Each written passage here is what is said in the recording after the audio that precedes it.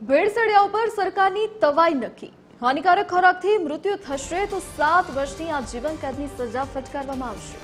માનવ મૃત્યુના કિસ્સામાં વેપારીને જેલ ઉપરાંત ₹10 લાખનો દંડ ફટકારવામાં આવશે। Food safety and standard act 2006ની દંડની જોગવાઈમાં સરકાર સુધારા કરશે। દંડની જોગવાઈ આખરી કરવા સરકારે પ્રજા પાસેથી સૂચનો મંગાવ્યા છે। નાગરિકોએ 30 દિવસમાં વાંધા સૂચનો ઓનલાઈન આપવા સરકારની અપીલ। દંડની જોગવાઈમાં સુધારા કરવા પર સરકાર તૈયાર છે।